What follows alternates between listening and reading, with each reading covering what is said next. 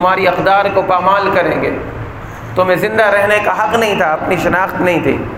پھر کیا کیا؟ فَآوَاكُمْ وَأَيَّدَكُمْ بِنَصْرِهِ، پھر اللہ رب العزت نے تمہیں ٹھکانہ دیا، ایک ایسی سرزمین دی کہ جس کے اوپر تم پر امن ہو کر آئے، جس کے اوپر تمہارے دین کے اوپر حملہ کرنے کی کسی کو اجازت نہیں ہے۔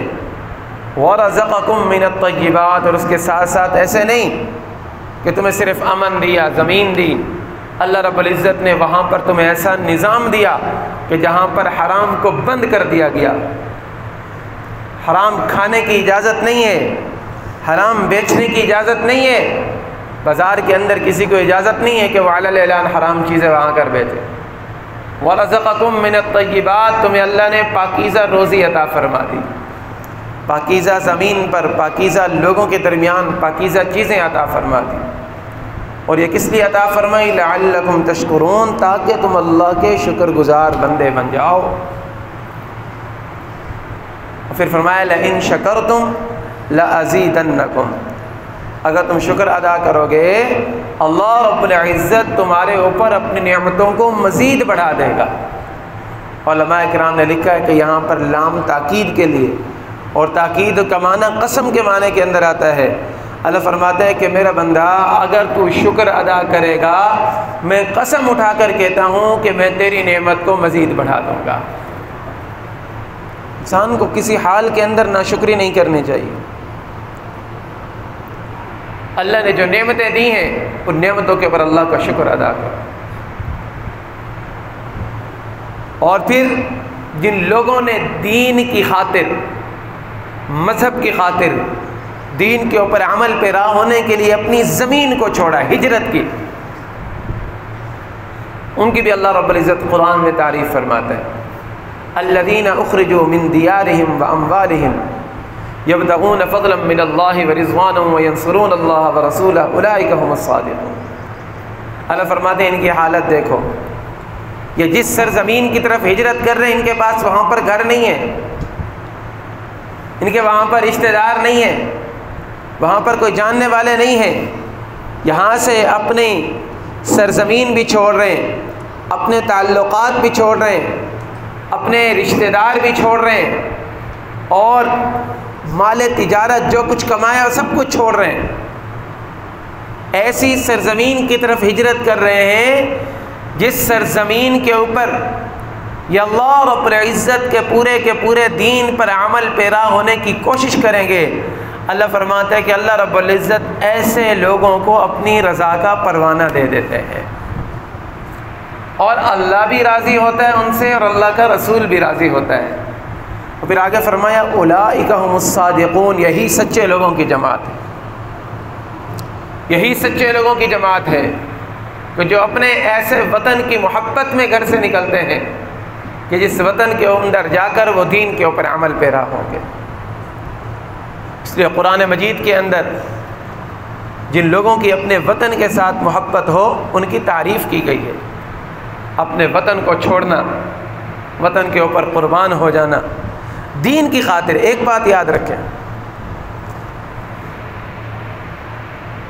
ہماری سمجھ وہاں پر اور ہماری باتیں معاشرے کے اندر ایسی پھیلی ہوئی ہیں کہ ہم دین کے اوپر وطن کو عزیز کرتے ہیں۔ دین سب سے پہلے ہے، سب سے پہلے دین ہے، اور دین کی خاطر رسول اللہ صلی اللہ علیہ وسلم نے مکہ کو چھوڑا تھا، حالانکہ مکہ سے مقدس سرزمین تو کائنات کے اندر اور کوئی نہیں ہے۔ اور اللہ کے نبی کو مکہ کے ساتھ کتنی محبت تھی کہ جب رسول اللہ صلی اللہ علیہ وسلم مکہ سے مدینہ کی طرف ہجرت کر رہے تھے تو آپ علیہ السلام نے غار ثور کے اوپر کھڑے ہو کر مکہ کی سرزمین کو مخاطب کر کے کہا، اے مکہ تیرے پہاڑ بڑے خوبصورت ہیں، میں 52 سال تیرے اندر رہا ہوں، تیرے پہاڑ بڑے خوبصورت ہیں، میرا دل یہاں سے جانے کو نہیں کرتا، اگر تیرے لوگ مجھے یہاں سے نہ نکالتے تو کبھی میں تجھے چھوڑ کر نہ جاتا، لیکن اے میرے پیارے مکہ تیرے لوگ مجھے یہاں پر رہنے نہیں دے رہے، اس لیے میں مکہ کو چھوڑ کر جا رہا۔ تو دین کی خاطر سب کچھ قربان کر دینا ہوتا ہے۔ اب رسول اللہ صلی اللہ علیہ وسلم نے مدینہ منورہ کی طرف ہجرت کی، حضرات صحابہ کرام کو مکہ کے ساتھ اس قدر محبت تھی، جو ان کا پہلا وطن تھا۔ حدیث پاک کے اندر آتا ہے کہ ایک مرتبہ سیدنا بلال حبشی رضی اللہ تعالیٰ عنہ آپ مدینہ مسجد نبوی کے اندر سوئے ہوئے ہیں، لیٹے ہوئے ہیں ایسے، اور لیٹے ہوئے آپ کی آنکھوں سے آنسو نکل رہے ہیں کہ واہ مکہ، تیری گلیاں مجھے یاد آتی ہیں، اے مکہ تیری وادیوں کے اندر جو گھاس اگا ہوا تھا وہ مجھے یاد آتا ہے، اے مکہ تیری گلیوں کے اندر گھومنا مجھے یاد آتا ہے۔ تو وہاں پر رو رہے ہیں وہ۔ ام عائشہ صدیقہ رضی اللہ تعالیٰ عنہ نے سنا تو حضور علیہ الصلوۃ والسلام سے عرض کی کہ یا رسول اللہ، میں نے آپ کے پیارے صحابی سیدنا بلال حبشی رضی اللہ تعالیٰ عنہ کو آج یہ کہتے ہوئے سنا ہے، ان کے دل کے اندر مکہ کی محبت ہے۔ تو حضور علیہ الصلوۃ والسلام نے حضرت بلال حبشی کے لیے دعا مانگی کہ اللہ ہمارے دلوں کے اندر مدینہ کی محبت ایسی پیدا فرما دے جیسے ہمارے دلوں کے اندر مکہ کی محبت تھی، مدینہ کی محبت ہمارے دلوں میں پیدا فرما دے۔ اور رسول اللہ صلی اللہ علیہ وسلم نے جب مدینہ منورہ کی طرف ہجرت کر لی ہے تو آپ کو مدینہ کے ساتھ کتنی محبت تھی۔ حضرت عبداللہ ابن عباس رضی اللہ تعالیٰ عنہ غالباً فرماتے ہیں کہ جب کبھی رسول اللہ صلی اللہ علیہ وسلم کسی غزوے سے آپ واپس تشریف لاتے تو آپ کو مدینہ کی علامتیں نظر آنا شروع ہو جاتی، خاص طور پر جبل احد بڑی دور سے نظر آتا ہے۔ تو اللہ کے نبی اگر اونٹنی کے اوپر سوار ہوتے تو اونٹنی کو بھگاتے، اس کی باگیں کھینچتے، اس کو دوڑاتے، اس کو ایڑی لگاتے کہ جلدی دوڑو۔ گھوڑے کے اوپر سوار ہوتے تو اس کو بھی جلدی لے کر آتے تاکہ میں اپنے شہر مدینہ کے اندر جلدی پہنچ جاؤں۔ اور پھر حضور علیہ الصلوۃ والسلام جب آپ احد پہاڑوں کو دیکھتے، احد کے پہاڑوں کو، تو حضور علیہ الصلوۃ والسلام صحابہ کرام سے فرماتے ہیں کہ اے میرے صحابہ دیکھو، ھذا جبل، یہ وہ پہاڑ ہے، یحبنا، یہ ہمارے ساتھ محبت کرتا ہے۔ احد پہاڑ ہمارے ساتھ محبت کرتا ہے، وَنُحِبُّهُ، اور ہم بھی احد پہاڑ کے ساتھ محبت کرتے ہیں۔ تو اس حدیث کے اندر بتلایا گیا کہ اپنے وطن کے ساتھ محبت کرنا یہ رسول اللہ صلی اللہ علیہ وسلم کی سنت ہے۔ اور پھر دوسری بات علماء اکرام نے لکھی ہے کہ جب کبھی آدمی باہر کام سے جائے، آپ باہر گئے کام سے، آؤٹ آف سٹی گئے ہیں، اپنے گاؤں سے باہر گئے ہیں یا شہر سے باہر گئے ہیں، تو جیسے ہی آپ کا کام پورا ہو تو فوراً گھر کی طرف لوٹیں۔ گھر کی طرف لوٹنے میں جلدی کرنی چاہیے، اور یہ مسنون طریقہ ہے۔ رات کو جلدی سونا چاہیے، یہ مسنون طریقہ ہے۔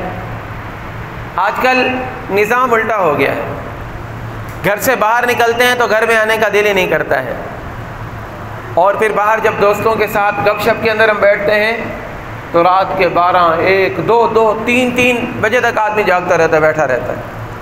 پھر کیا ہوتا ہے کہ فجر کی نماز چلی گئی، نماز کے ساتھ ساتھ ہماری صحت برباد ہو گئی، صحت برباد ہو جاتی ہے۔ وَجَعَلْنَا اللَّيْلَ لِبَاسًا وَجَعَلْنَا نَوْمَكُمْ سُبَاتًا، اللہ فرماتے ہیں کہ رات کا جو ماحول میری طرف سے بنایا جاتا ہے نا، ہر طرف خاموشی، سناٹا، اندھیرا، ٹریفک بند، چرند پرند ان کی چہچہاٹ بند، مشینریاں بند، ساری چیزیں میں نے بند کر دی۔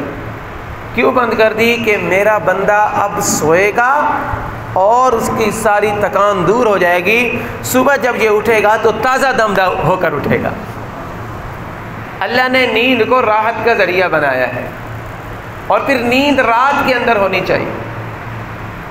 وَجَعَلْنَا النَّهَارَ مَعَاشًا، دن کو اللہ رب العزت نے وقت معاش بنایا ہے، کمانے کا ذریعہ بنایا ہے، کہ دن کے اندر انسان کو کام کرنے چاہیے اور رات کو انسان کو جاگنا چاہیے۔ ہمارا نظام الٹا ہو گیا، جس کی وجہ سے ہماری صحتیں خراب ہو گئی۔ تو اللہ کے نبی نے منع فرمایا حدیث پاک کے اندر، رات کو عشاء کے بعد جاگنے کو بالکل منع کیا گیا ہے۔ فجر کے بعد سونا منع ہے، عشاء کے بعد جاگنا منع ہے۔ یہ کب ہوگا؟ جب عشاء پڑھ کے سو جائیں گے، فجر کے ٹائم اٹھ جائیں گے۔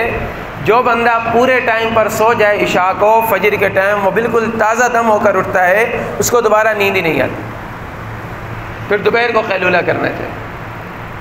تو علماء کرام نے لکھا ہے کہ اس حدیث سے ہمیں سمجھ آتا ہے کہ جب آدمی اپنے گھر سے باہر جائے تو واپس آنے کی جلدی کرے. جیسے رسول اللہ صلی اللہ علیہ وسلم آپ کو جب مدینہ منورہ نظر آتا تھا تو آپ علیہ الصلوۃ والسلام اپنی سواری کو دوڑا کر مدینہ کی طرف لے کر آتے.